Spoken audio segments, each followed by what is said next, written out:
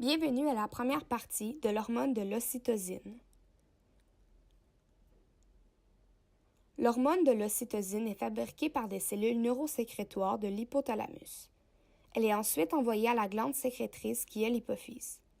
L'hypophyse se situe à la base du cerveau et elle est divisée en deux lobes différents, soit le lobe antérieur et le lobe postérieur. L'hormone est sécrétée par le lobe postérieur, aussi appelé neurohypophyse. Celui-ci est composé de cellules nerveuses qui aideront à faire passer l'influx nerveux envoyé par l'hypothalamus afin de sécréter cette hormone. En tout, l'hypophyse est responsable de la sécrétion de 8 hormones, dont l'ocytocine qui est reliée à la grossesse et à l'allaitement. Les organes ciblés par l'hypophyse sont le sein et l'utérus. Commençons par expliquer le mode de régulation de l'ocytocine sur l'utérus.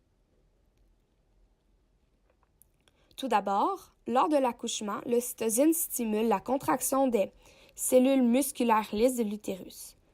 La concentration de cette hormone en temps normal n'est pas très grande.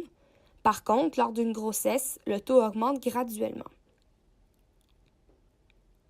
Lorsque l'hypothalamus capte la bonne quantité d'ocytocine, elle envoie un influx nerveux nécessaire pour déclencher le travail. Certaines femmes ont besoin d'une dose d'ocytocine artificielle puisque le travail stagne. Le travail permet au col de l'utérus de s'ouvrir jusqu'à 10 cm.